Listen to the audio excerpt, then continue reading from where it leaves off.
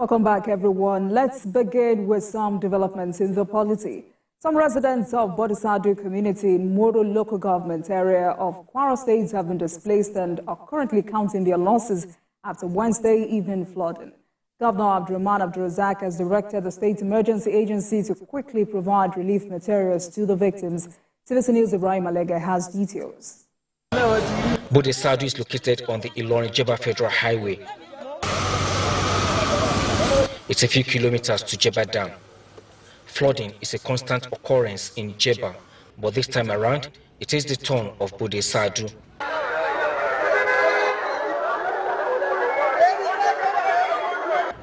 The flood occurred as a result of the inability of the high volume of water to pass through the makeshift bridge on the express road. Houses on the riverbank were flooded, forcing some residents to seek accommodation elsewhere.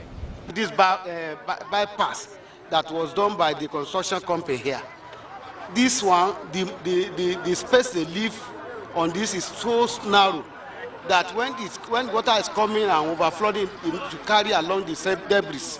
So they debris and stone and everything will just enter most of the house around this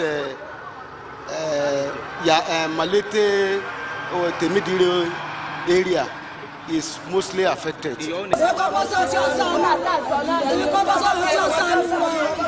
Governor Abdurrahman Abdulrazak visited the affected areas. He sympathized with victims and immediately directed the State Emergency Management Agency to provide relief materials for the victims. And we've deployed the State Emergency Management Agency and also to look at the causes of the flood. We've realized that the major work going on with the dualization of Ilorin-Mokwa Road, the Federal Ministry of Work had to build a temporary bypass. So water is backing up from the bypass. That's basically what's causing it. The Director of Highway, Federal Minister of Work, is on his way here and will find immediate solution to the problems. He said some of the buildings would not have been affected if residents had vacated the floodplain. Half of the house buildings affected here would not have been affected if they'd observed the setbacks. Now, we'll have to deepen our Geographical Information Service and also the state and local governments working together to make sure people observe setbacks. The Kwara State government had warned residents against building houses on floodplains. Ibrahim Alige, TVC News, Bodesadu, Kwara State. The Chief of Defense Staff, General Christopher Musa, alongside service chiefs, have paid a sympathy visit to the government and people of the state over the flood incidents that affected over 1 million people. According to the CDS, the devastating news of the floods moved almost everyone in the country, as those who are getting their lives back from 13 years of insurgency are now victims of another disaster. He assured of the support of the Defense Department of the country in assisting the Borno State government to achieve its mandate and to secure lives and property of the citizens. Came up unexpectedly, and we felt it's important that we all come together to come here and sympathize with you. We sympathize with you and the entire good people of Borno State for what has happened. It is something that nobody ever envisaged. Even if we knew it was coming, and the way it came, it would have been extremely difficult for us to mitigate it. But our prayers, Your Excellency, is that God Almighty knows why it has happened, and He is with us and will ensure this will not happen again. Very soon, I've also discussed with other community that we shall start moving in night. This is an indication that peace is gradually done permanently in Borno State.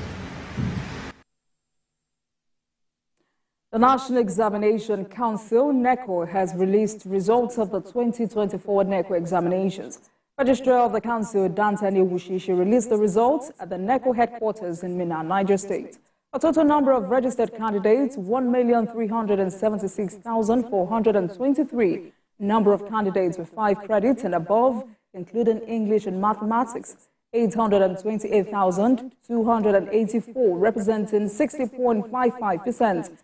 Number of candidates with 5 credits and above, irrespective of English and mathematics, 1,147,597.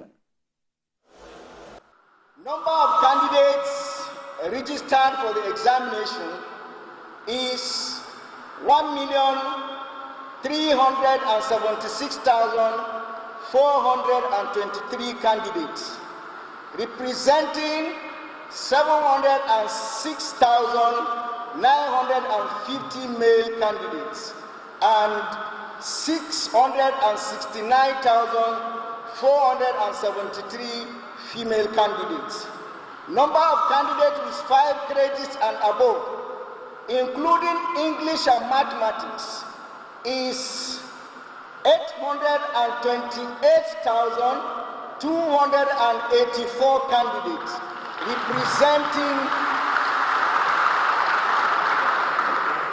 representing 60.55%.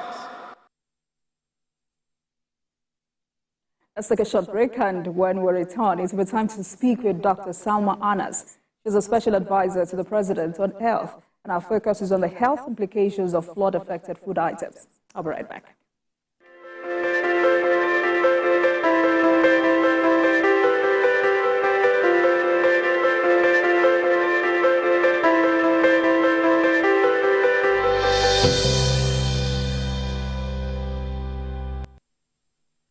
In the wake of the tragic floods that have swept through Maiduguri, the Borno State capital, sweeping along its way human and properties and flood alike, a disturbing trend is emerging from the northeast state as residents are seeing drying out food-affected food items, and this trend has been observed by other residents who say they are worried about the quality of the food they will be buying from the market in the coming days and weeks. Now, this is in spite of a statement from the state government warning against it. Residents have been seen drying and repackaging food items recovered from flood waters. But medical experts are warning that this may trigger a health crisis. So tonight, let's speak with Dr. Salma Anas. She's a public health physician with over 30 years' experience in public health program and interventions at both national and international level. She's also the special advisor to President Bola Tinubu on health. Good evening, Dr. Anas, and welcome to Politics Tonight. Thank you so much for joining us this evening. Thank you. Good evening. Good evening to you. Nice meeting you again. Thank you so much. All right. Thank you for joining us. You know, desperate but disturbing trends are beginning to emerge after the Maiduguri floods. Despite a statement from the state government warning against it, residents have been seen drying and repackaging food items recovered from flood waters. So, first, help us establish the severity of this situation.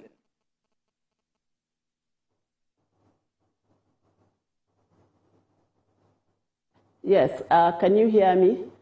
Yes, I can. Please go ahead. Yes, thank you so much. First of all, I still extend my condolences and sympathy to His Excellency, Governor Babagana Zulum, and the people of Borno State from suffering from this very devastating flood disaster, which we are witnessing, unfortunately, for the first time, I think, in Nigeria at this level and magnitude. So people were caught unawares by it, and people react differently. So we witnessed that, but I think most people are doing it out of ignorance.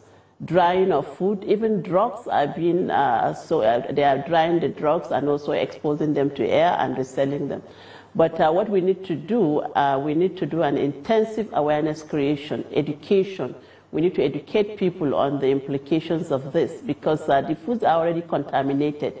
The water itself is already contaminated with different kinds of things. Human beings are also there, dead bodies are there, animals are there, and several other contaminants are there.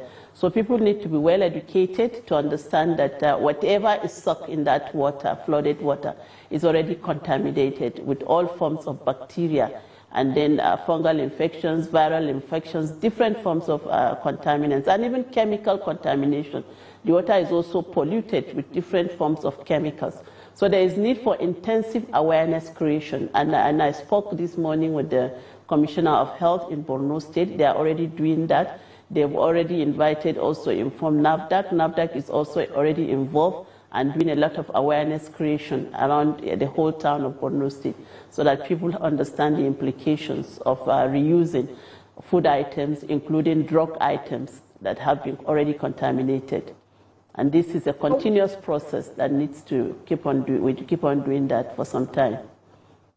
So what exactly can NAFDAC do in this kind of situation? So what we advise is that, of course, everything has to be sealed. All drugs that have been exposed, need to be destroyed. That's the best way to do it. It has to be destroyed because it can never be reused again. They have already been contaminated. And the NAFDAC Northeast Zonal Office is already on the ground in Borno State, working with the State Ministry of Health team and all relevant stakeholders doing that. And then even the drug sellers, the drug marketers, they are also being educated and informed on the dangers of doing so at the moment. Right. One of the reasons why medical experts like yourself advocate against eating food that has been exposed to flood is because of impurities like decomposed human and animal dead bodies, sewages and chemicals from hospitals and laboratories. But once these food items are exposed to the sun or even fire, for instance, Gary, would it not then be fit for consumption? Everything that has been soaked in the water, in the flooded water, cannot be consumed again because, just like you rightly mentioned, they have already been contaminated. And remember that this is a very dirty water that has flown, for all over the places and have taken all the debris and all materials along the way. Dead bodies, we've had all that, even animals have died there, and then human beings, and all kinds of waste, and also sewage. Some sewage have also have flown into the flood. So it's really very, very dangerous. And then I was there in Borno State and I saw it. The very dirty water, muddy water with all kinds of debris and contaminations. So it's very important that people are informed about the dangers of using. And a lot of efforts are going on in the state to provide food to people, to provide also clean water to people everywhere within the IDP camps and also within the communities and also homes.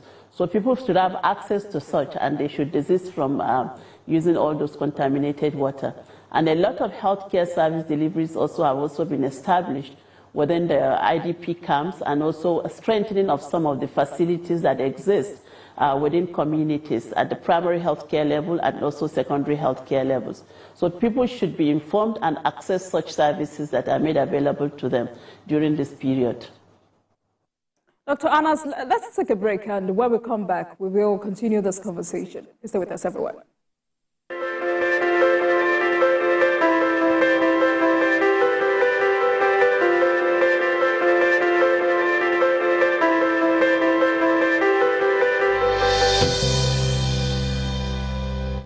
The men that have been empowering Edo people. Who are the men that have been contributing immensely to the development of Edo State? Can I get a witness, somebody? Who are the men that have the drive and passion to make Edo great again? Here we have his 5-point agenda.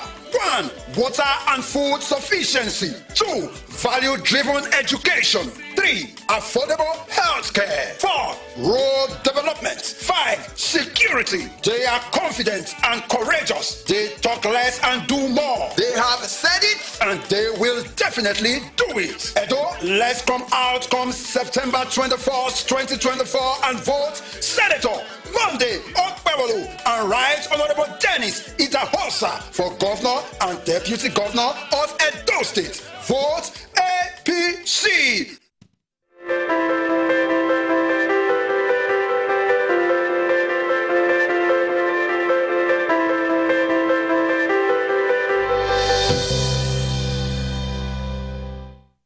This is Politics Tonight, everyone. Welcome back to the program. And I've been speaking with Dr. Salma Anas, Special Advisor to the President on Health, as we focus on the health implications of flood-affected food items. Dr. Anas, thank you so much for staying with us on the program.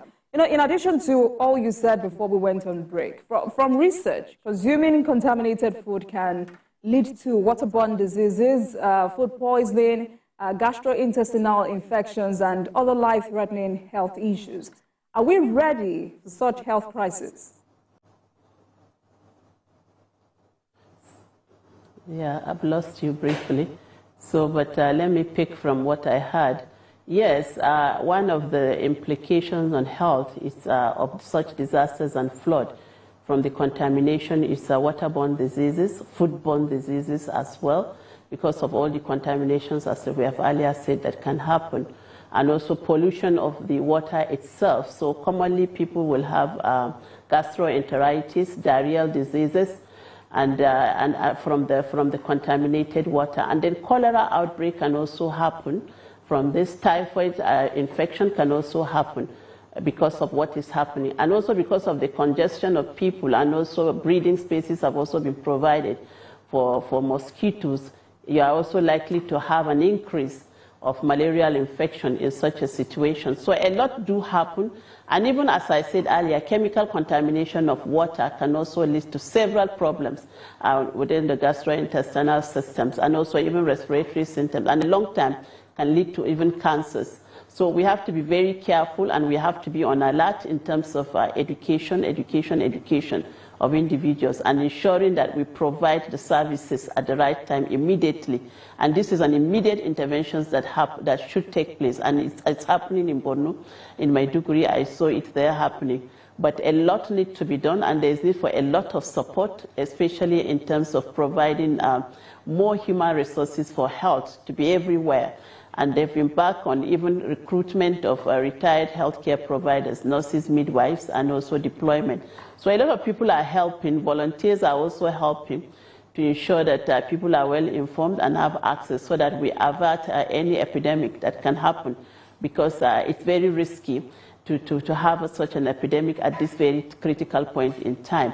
And the implication is very serious on the health of individuals, especially on the health of pregnant women, and also on children under 5 years. It can be so devastating, and on elderly people. So there is need to intensify information to people, and also make the services available, and ensure that clean water are available. Hot food, we also discourage the use of anything that is not hot at this moment. So hot meals should be served.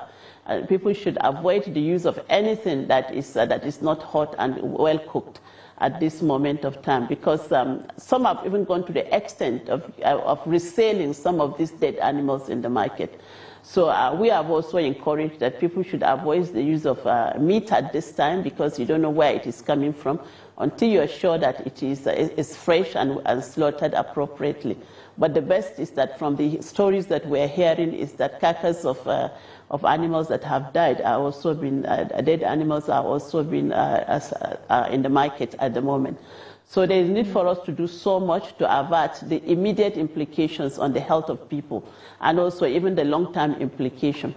And with this also, you are likely to see even pollution of the air and its implications on the respiratory tract systems as well. You know, talking about being careful, the question is to what extent, especially now that the state government has issued a stern warning stating that the public should desist from butchering, distributing, processing, selling, bullying, or consuming dead animals. You know, this warning came with consequences for those guilty or found wanted. According to the state government, anyone who violates this warning shall face the wrath of the law. But how far can this warning go in curbing this disturbing trend? Yeah, I totally agree with the state government that this warning is on, and then there's need for enforcement of also the warning, you know, and most people are not aware. Just like I said earlier, a lot of people are very ignorant. So apart from the warning, there is need also to continue with an intensive awareness creation campaigns in communities, not only in the IDP camp, but also in the host communities and all the communities. And there is need for enforcement, and NAFDAC is also there working with the Ministry of Health to ensure that they also enforce such measures. But at the same time also accessibility, there is need for access, you know, to the needs. And the main need at this moment is food, water, clean water, and then toileting facilities. So WASH program, water and sanitation and hygiene is very significant at this moment. And that's why you need a lot of support. A lot of people need to come and support them. Volunteers, partners are also there supporting. So all people need to have their hands on it at the moment to ensure that the citizens of the state, the majority that are displaced, the people, everybody is affected, either directly or indirectly. And there is need for access to food, hot food, meals for the people, and also access to clean water, drinking water, and also toileting facilities, and the environment needs to be clean because of the overcrowding. People are congested in one place. They've been displaced from their homes, and this is the first time we are witnessing such a massive displacement happening at the same time and affecting almost more than 70% of people residing in a specific community.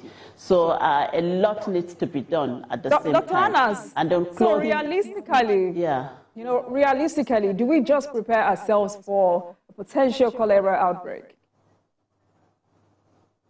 Well, we should not rule out it can happen, but of course, all efforts are on the ground trying to avert the cholera outbreak.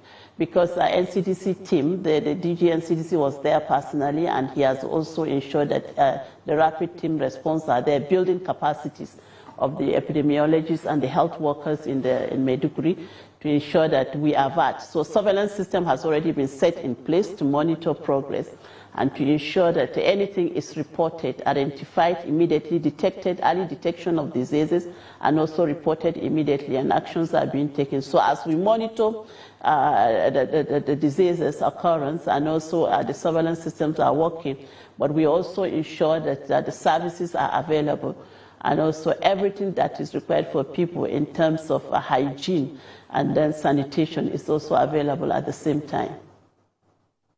All right, Dr. Anas, we need to go on another break, but when we come back, we will be connecting to a documentary series titled Soaring to New Heights, the NAF in the Last 12 Months. I'll be right back.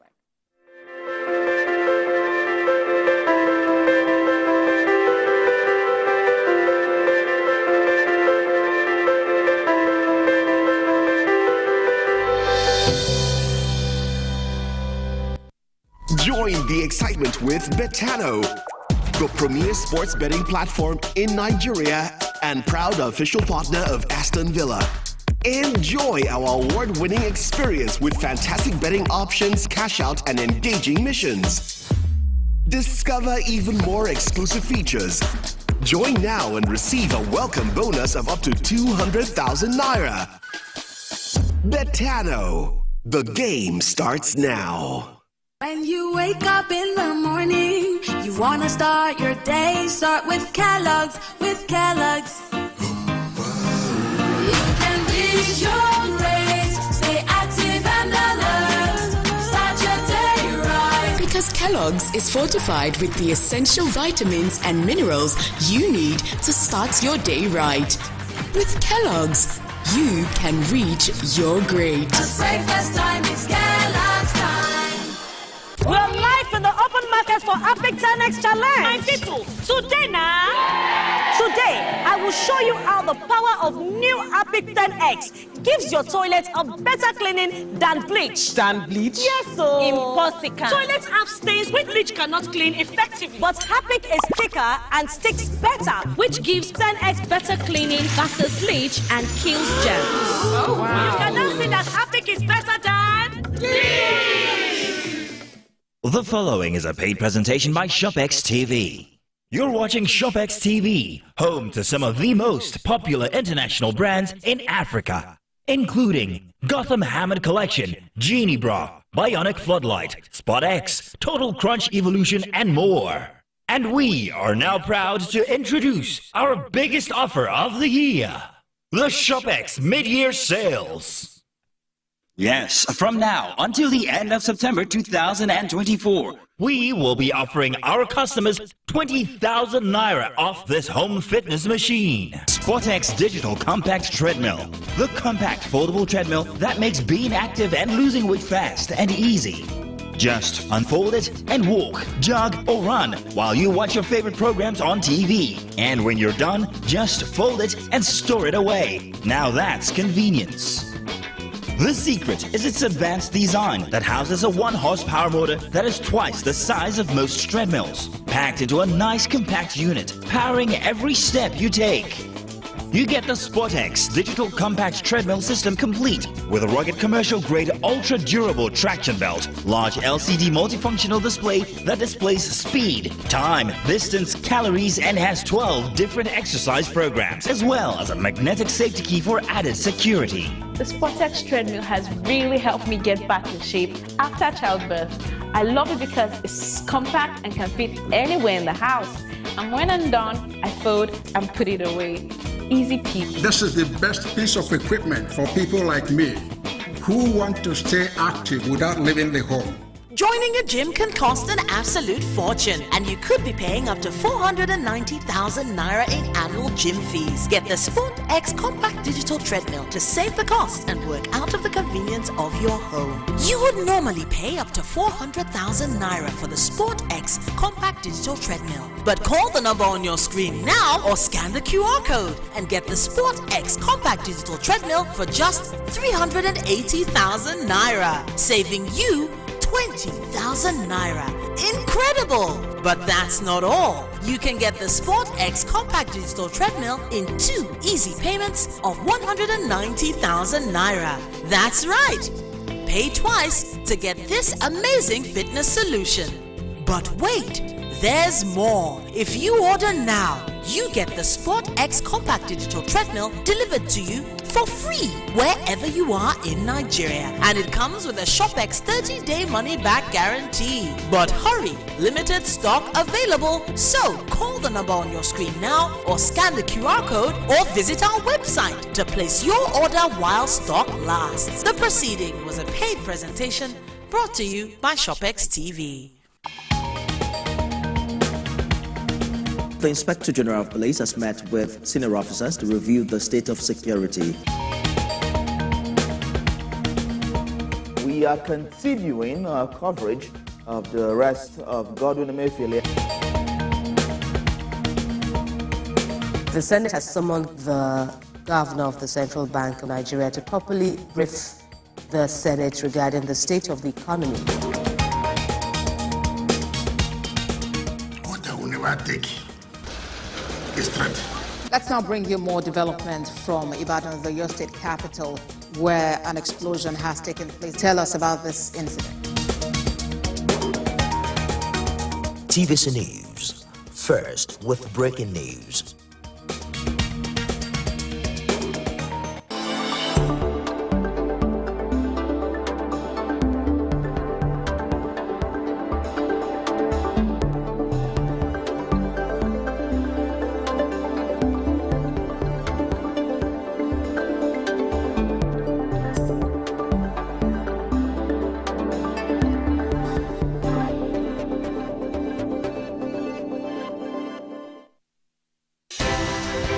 At TVC News, wherever the big news story is happening, we're geared up to break it. TVC News, first with breaking news.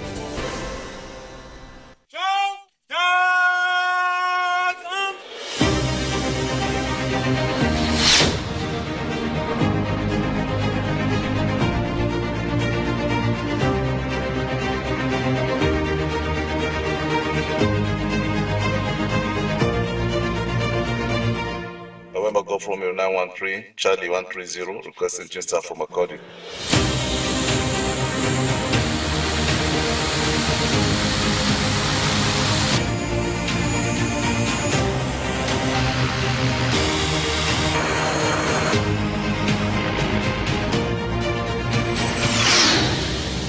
Effective leadership in the military involves strategic decision-making, attention to troops' welfare, and the ability to adapt and innovate.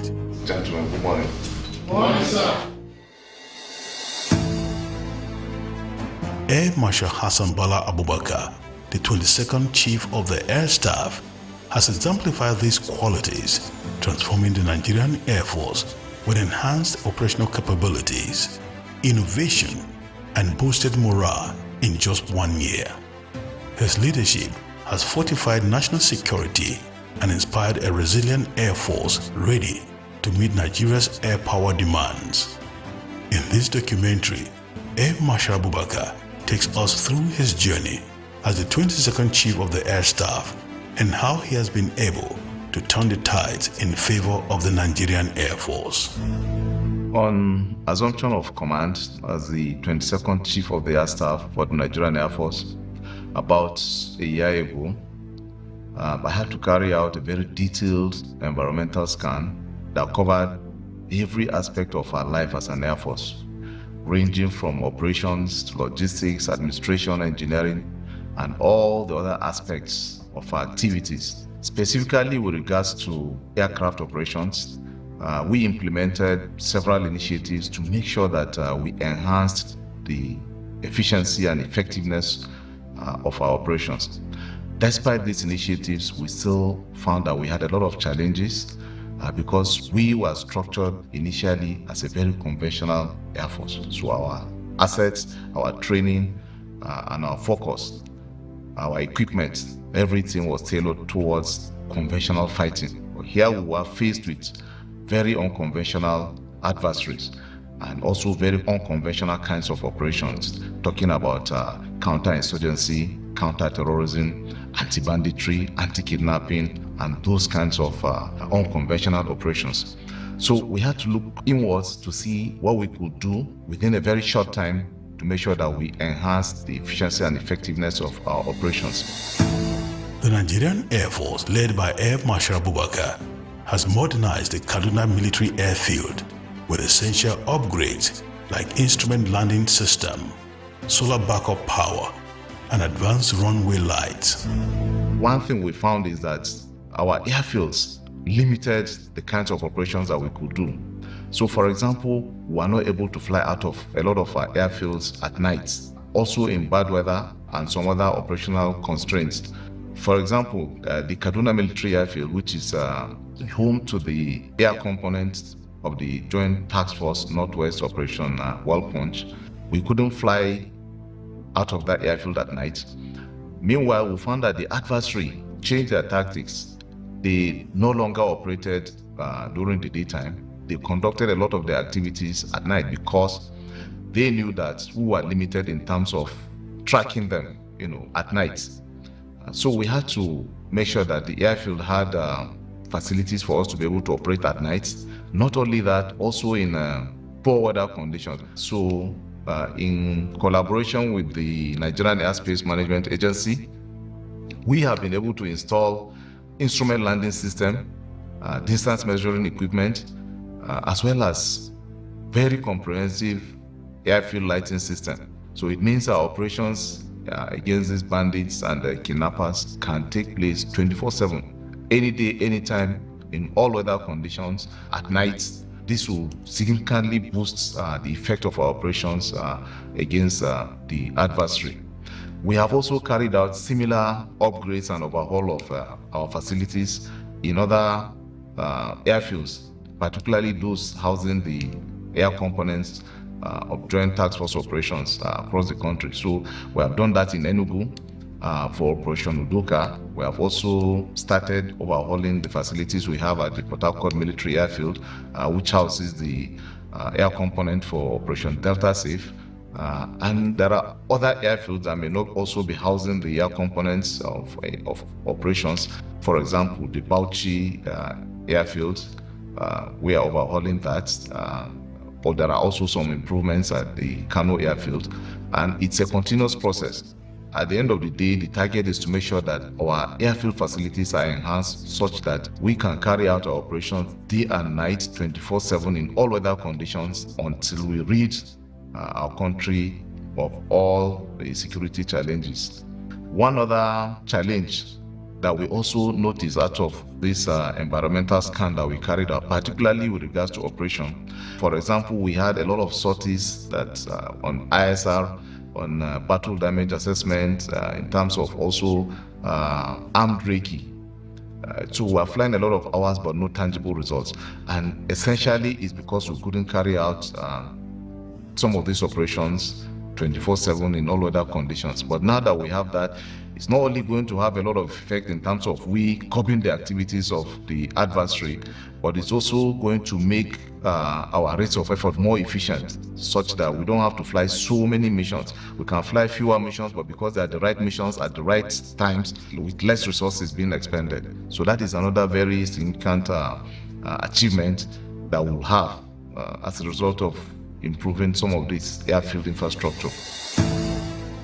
Recently, the Nigerian Air Force has enhanced combat operations with advanced training, UAV integration, precision weaponry, new aircraft, and infrastructure upgrades.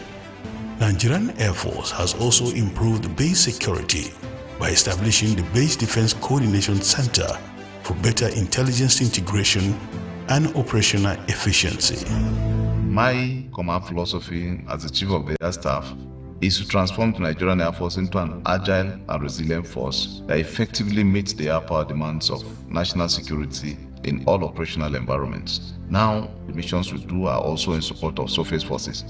So in order for these operations to be very effective, we needed to have a very good coordination between the surface forces and our own air assets. So we embarked on very comprehensive training of our personnel in air-ground integration.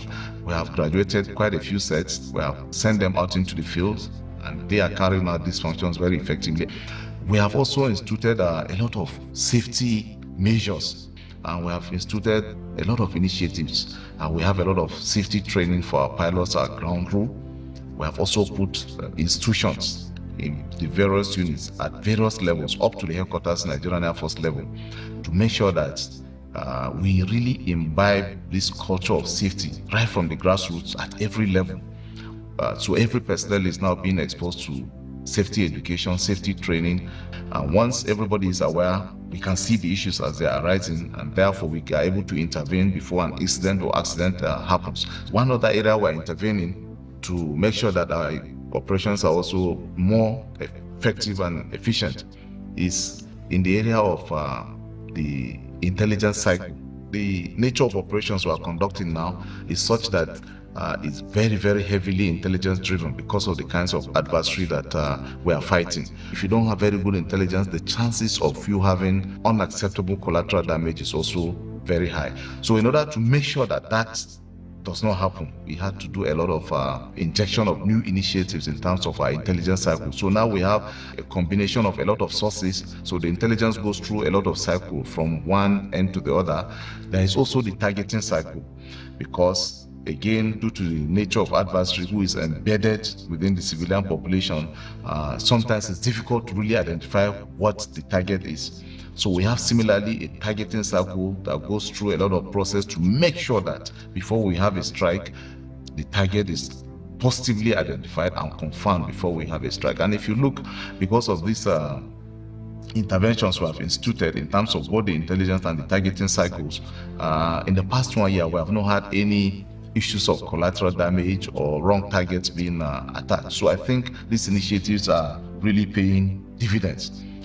Still, in terms of enhancing our operational effectiveness, we are leveraging the acquisition of additional platforms that the federal government has done for the Nigerian Air Force. These airplanes are coming with a lot of technology, with a lot of capabilities which we did not hitherto have. They are also coming with a lot of advanced avionics.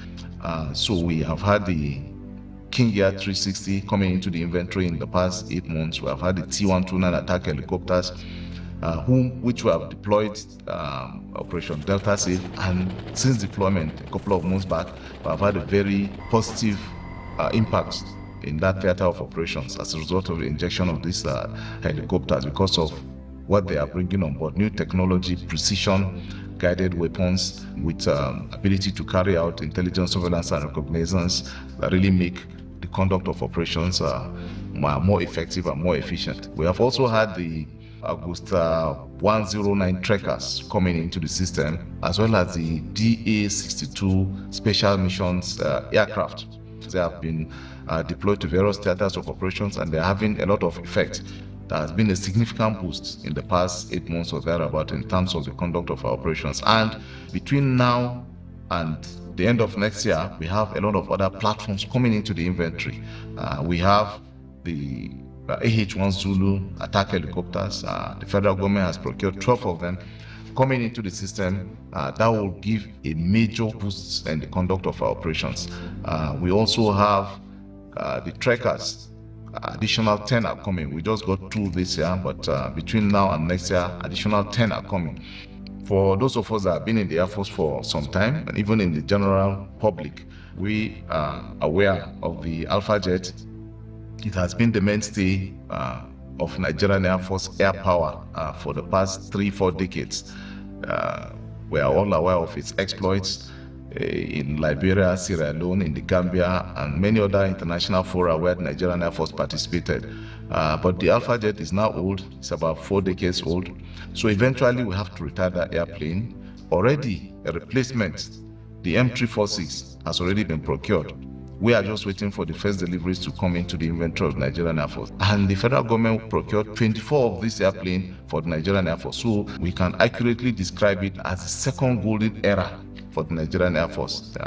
Never in the history of the Nigerian Air Force in the past have we had this number of platforms with this kind of capabilities and this kind of technology coming into the inventory within the span of time that is happening right now. So a lot of auspicious days for the Nigerian Air Force family going ahead.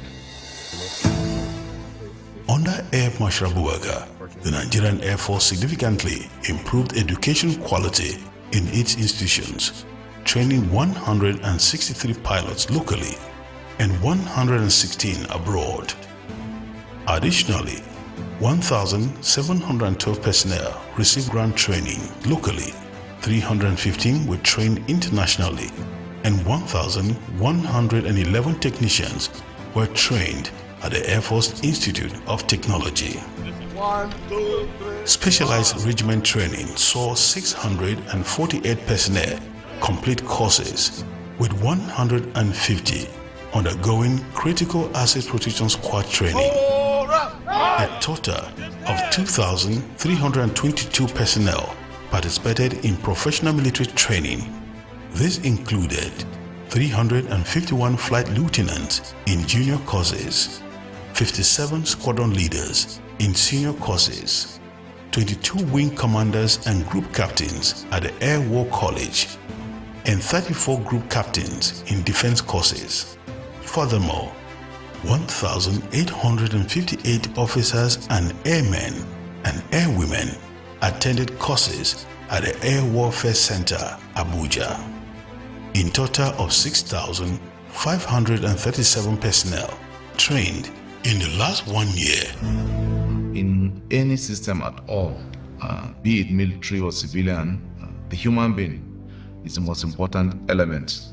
So if the human being is adequately trained and he has very good career progression and career prospects which come with good quality training, then you are sure that that system will work adequately.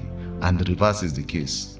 Since coming to office and with this in the background, we have paid very diligent attention to the quality of manpower and as such the quality of training that produces that manpower for the Nigerian Air Force.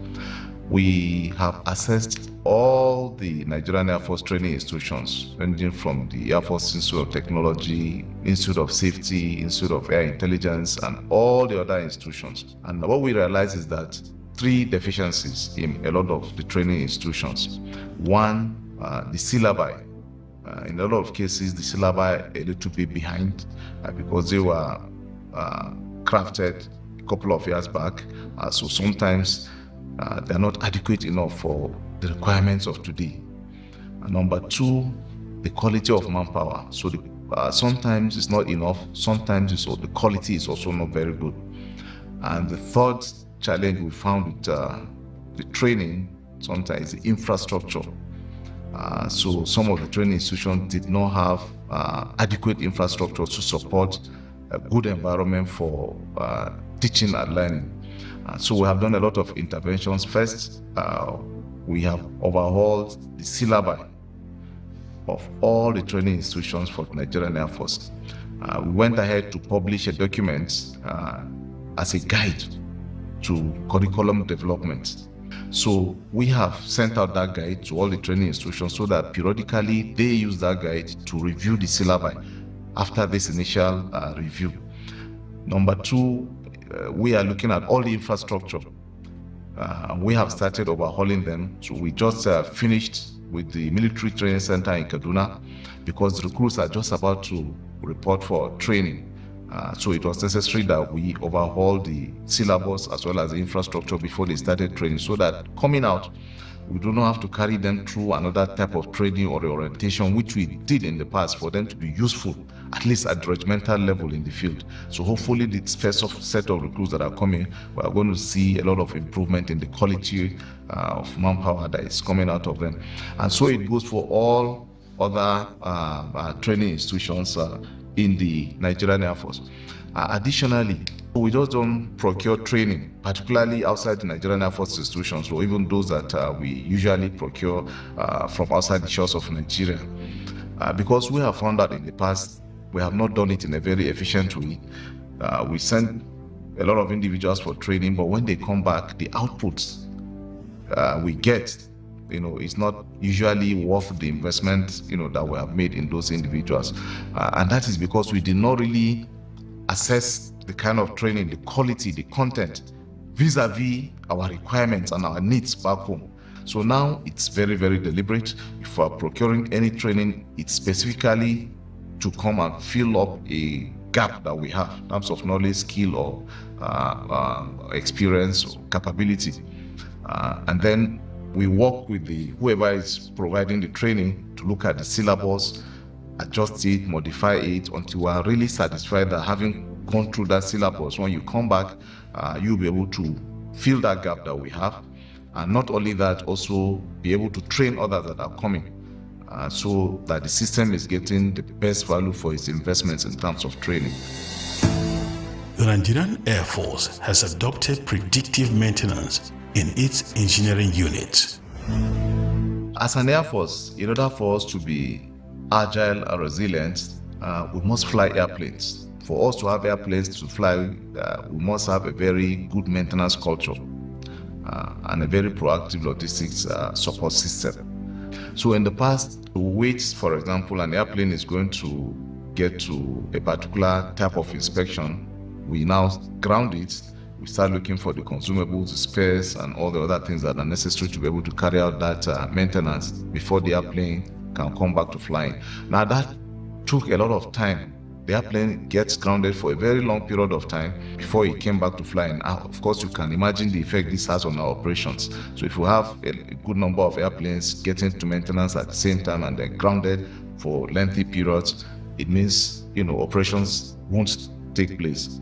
That is not the way to go. We must have airplanes to fly all the time so that operations can go on. We shifted that focus to what we call now the predictive maintenance model. So what we have started with is every quarter we'll look at all the inventory in the Nigerian Air Force and see what airplanes are going to be due for any type of scheduled maintenance within that quarter. And we make provision for everything that is required for those maintenance activities to take place for those airplanes. So we prepare for it 3 months ahead of time. So by the time those airplanes are getting to the time for maintenance, everything that is required to carry out that maintenance is already on ground. And so that reduces the amount of time that the airplane stays on the ground by probably 70–80%. And the airplane comes back to flying. Before you start missing the airplane, before you realize that it's grounded and it's not for operations, the airplane is already back. At the end of the day, our projection is that once this is fully institutionalized in the Nigerian Air Force aircraft maintenance system, we should be able to sustain a 90% aircraft serviceability and above. Still, in terms of our maintenance practices and policies, in recent times, we have had very significant milestone achievements. And we have had this aircraft type, that's the Dornier 228. We have had it in our inventory for about 30 years. But for the first time in the history of that airplane with the Nigerian Air Force, we were able to carry out the 4,800 hours inspection completely locally without the intervention of any foreigners or even retired personnel. Hitherto, this was never done in Nigeria, we always had to fly the airplane out, or we contracted the services of expatriates to come and conduct this inspection. So this is a very significant milestone achievement, and it's a testament to how much improvement we're having in the quality of our engineers and technicians in Nigerian Air Force. Nigerian Air Force technicians and engineers were able to bring back the NAF 918 C-130 aircraft to flying status without the help of expatriates. Yeah, this is an airplane that we did a periodic depot maintenance about a year ago, and immediately after the PDM, the airplane was grounded, and we needed a lot of resources, a lot of spares to, according to the expatriates. But our technicians were able to, due to doggedness, skill, and sheer dint of hard work, bring this airplane back to serviceability status. It's also a very important milestone, and it's a very significant achievement in terms of our ability to carry out maintenance on our platforms. On our own part, in order to enhance the capacity of our engineers, especially those that carry out maintenance on the ISR sensors, we were able to establish an ISR maintenance workshop in Kaduna. We have trained personnel, we have a workshop that is adequately equipped to be able to carry out this maintenance. So not only is it saving money for the Nigerian Air Force, but it's also giving a very strong boost to our operations, because in the past we send the camera out, can take 6 months before this camera comes back. Within that period, you cannot have that ISR function for that particular platform. But now, within days, we can carry out this maintenance in our workshop, and the camera goes back on board the airplane, then it continues flying. So this is also an achievement that we're very proud of, and we're sure that going forward, the impact that it has in the conduct of our operations is virtually unquantifiable. The Nigerian Air Force has advanced its R&D efforts, focusing on unmanned aerial vehicles, weapon systems, and aerospace technology to enhance national security and operational efficiency. Our training, our platforms, the maintenance of those platforms, the spares, the consumables, virtually everything that we do for us to be able to operate as an Air Force is foreign-based, and the Air Force is having to carry out more and more expanded operations and acquire a lot of additional capabilities that we did not have in the past, and also procure a lot of additional platforms and weapon systems to be able to meet the challenges of the day. And as such, it's very expensive, and it's just not sustainable in the long term. The only way to begin to check this problem is for us to look inwards and see what we can do by ourselves and for ourselves to win ourselves off the dependence on foreign vendors.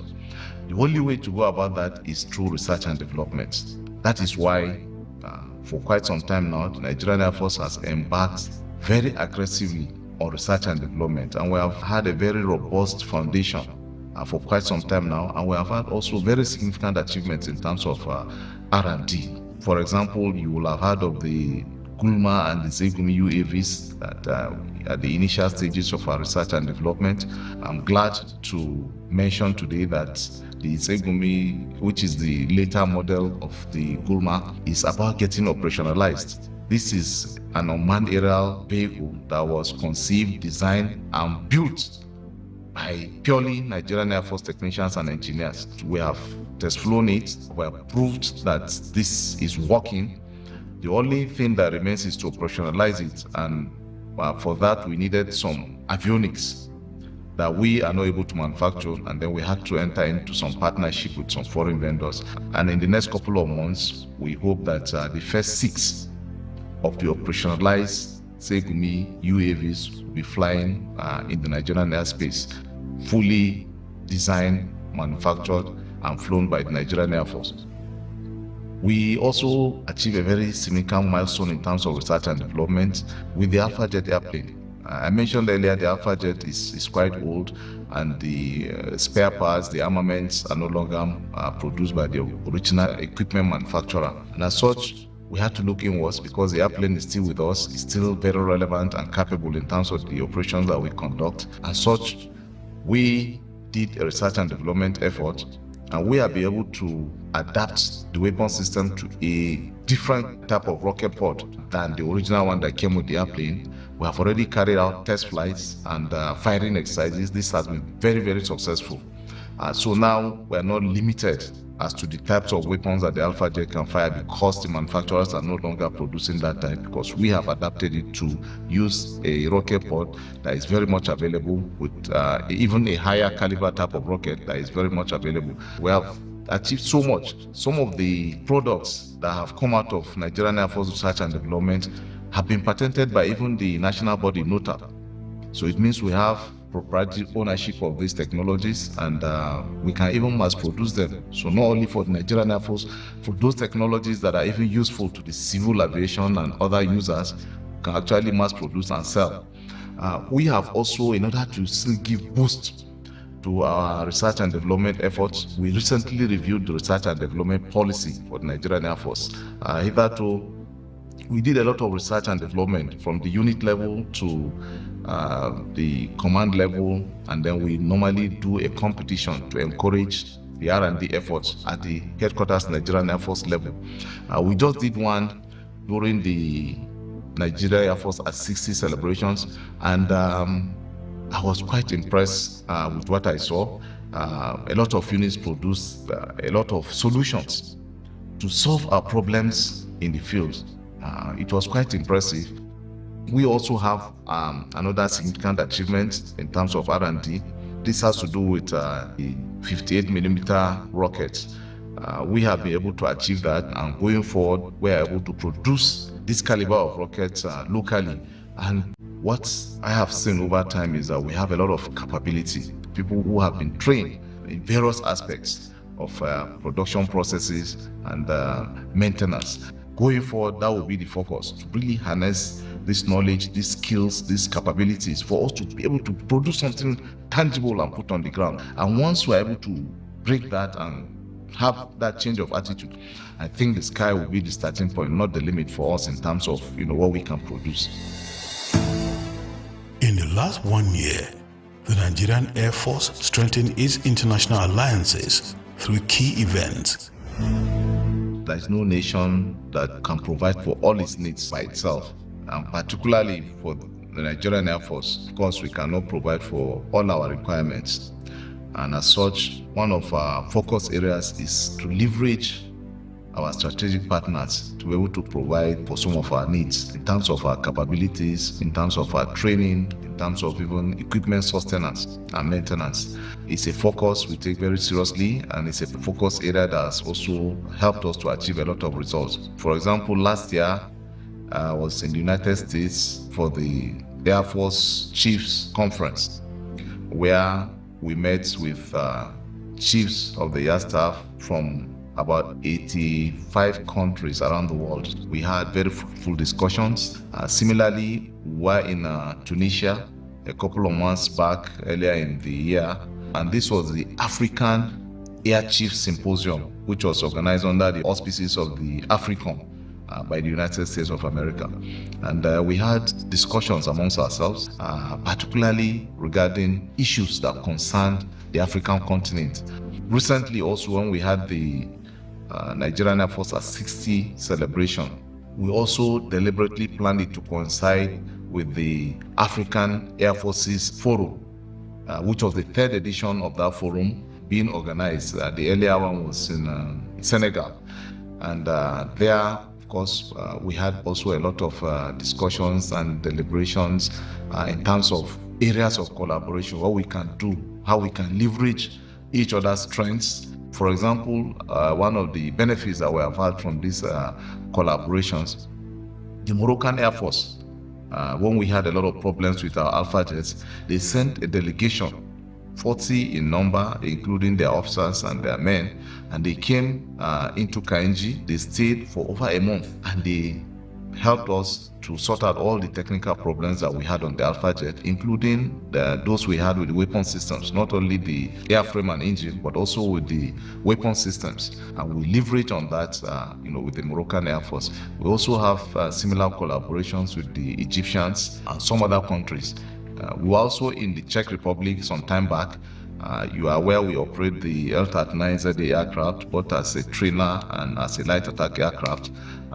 We have had some challenges in carrying out overhaul of this airplane. So we were in the Czech Republic again during one of the air chiefs conferences, and we discussed very extensively not only in terms of maintaining and sustaining that aircraft fleet, and going forward we have seen a lot of benefits coming out of this, not least of which is also the domestication of the maintenance and overhaul of this L-39 aircraft, and subsequently the potentials for also the procurement of the L-39 next generation aircraft. So these collaborations are really paying a lot of dividends, and even locally, the Nigerian Air Force Research and Development Center, as well as the Air Force Institute of Technology, we have several memoranda of understanding. I think at the last count we had up to 40 with tertiary institutions and research institutes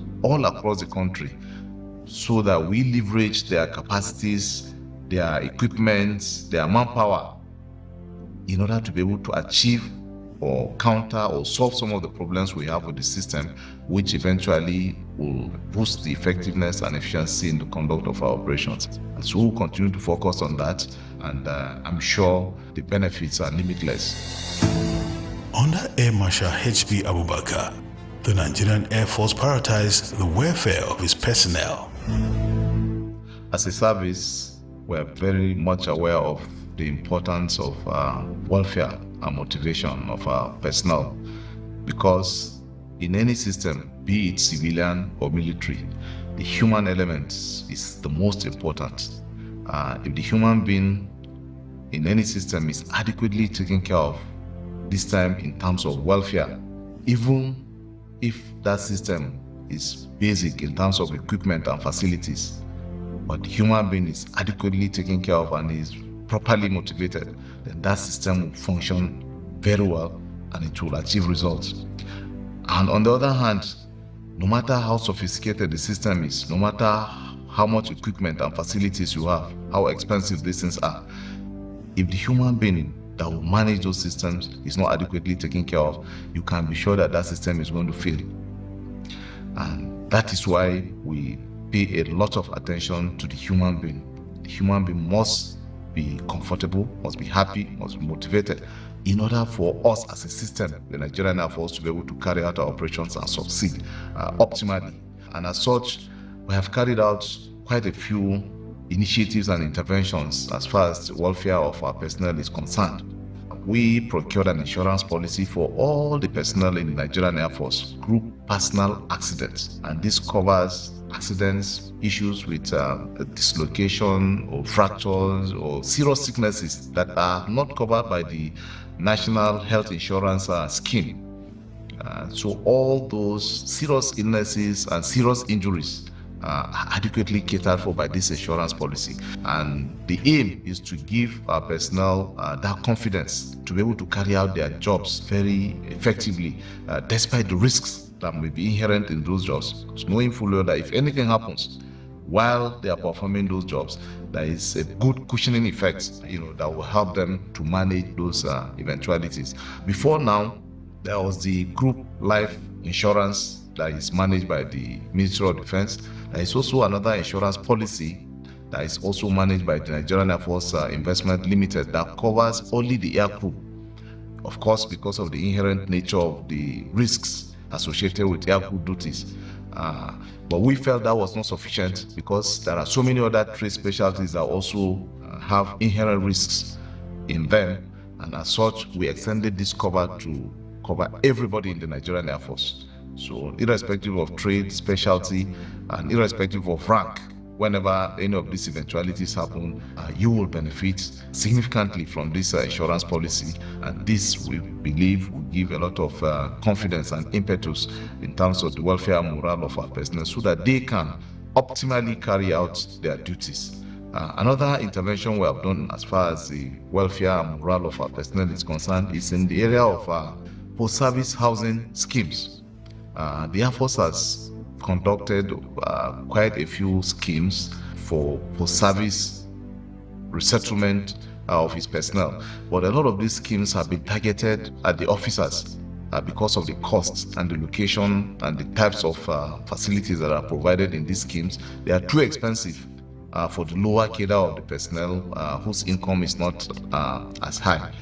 And as such, we felt this set of personnel have been left out in the past. They also need to be adequately resettled when they leave the service. In order to improve their welfare, we have embarked on a couple of post-service housing schemes specifically targeted at the airmen, taking into consideration their level of income and the type of facilities and accommodation they will be requiring and that are affordable to them upon retirement. In that regard, we have obtained 84 hectares of land from the Kaduna State government purely for establishing this post-service housing scheme in Kaduna. We have also got significant amount of land from the Niger State government for establishing such scheme. And Ekiti State government also has given us a large piece of land for post-service housing. And quite a few other state governments have promised us to give us land so that we can establish this post-service housing, so that on retirement, wherever a personnel want to settle, will have a scheme that can absorb him in that general area that is affordable, that is comfortable, that he can resettle in quite happily. We feel once this is settled at the back of his mind, he will be able to concentrate more and give his utmost in the performance of his duties going forward. One other intervention we have also carried out in terms of the welfare is the establishment of a microfinance bank for the Nigerian Air Force. We just launched the first edition of this bank, the Nigerian Air Force base here in Asokoro. The aim is to provide financial services which normal commercial banks will provide, but now in a very subsidized way. So, for example, the interest rates will be much less than what you get normally, on loans from commercial banks. It's also aimed to encourage, particularly now targeting the family members, the wives, and children of our personnel that are interested in establishing and managing small and medium-scale enterprises. The Microfinance Bank for Nigerian Air Force is aimed at directly supporting individuals with those kinds of initiatives so that they can have alternative sources of income, thereby improving the quality of lives of the families, of our personnel. That is the first scheme in Abuja, but the target and the aim is to establish additional branches in all the geopolitical zones of the country so that personnel in our bases in all the zones of the country will also have access to this microfinance bank services. We have also intervene in the welfare of our personnel in terms of education and healthcare. So we are overhauling and establishing additional hospitals. The old ones that we have had, that some equipment like the CT scans, the MRIs and mammograms, quite a few equipment that we have littered around our hospitals have not been working. Some of the buildings also have not been renovated for quite some time. We are intervening. One after the other, we take a hospital, we overhaul all the equipment. Where we need to procure new ones, we buy, so that once we finish with it, that hospital is now set to operate optimally and provide healthcare services to our personnel in the most optimal way that is possible for that particular organization. Then we're establishing additional ones. We recently commissioned the 065 Nigerian Air Force Hospital in Asokoro, Abuja. We have a large population of Air Force personnel as well as civilians in our Asokoro, both the Air Force base as well as the Nigerian Air Force Valley Estate. Hitherto, there was not a single clinic or hospital within that population. So we have just established the 065 hospital to cater for that population. We have equipped it. It's a 35-bedded hospital with all the complements that make it a proper hospital. So, for example, the dental, the eye, the laboratory, the maternity, and all the other aspects are the complements that make it a proper hospital. Equipment have been bought, personnel have been posted, and the hospital has started functioning. And we're also establishing others where it is required all around the country. Similarly, for the schools, we're establishing additional schools because we understand that for our personnel, if their children are not attending good schools or have no schools to attend at all, there is no way that individual, be it an officer or an airman, will concentrate and do his job adequately. So we are making sure that not only the personnel but also his family are adequately taken care of. So we're establishing quite a few schools in our Air Force bases where schools did not exist in the past. So for example, we have an additional school being established in Kaduna, Air Force Base Kaduna. We are also, from this session, 2024-2025 session, we are starting the school at Ibaraoke Secondary School, Air Force Comprehensive Secondary School. We also are establishing a primary school in Abuja here in our base near the airport at Bilkiliti Road. So quite a few places we are establishing new ones and starting from this academic year that we are going to enter. And we are also overhauling the schools one after the other.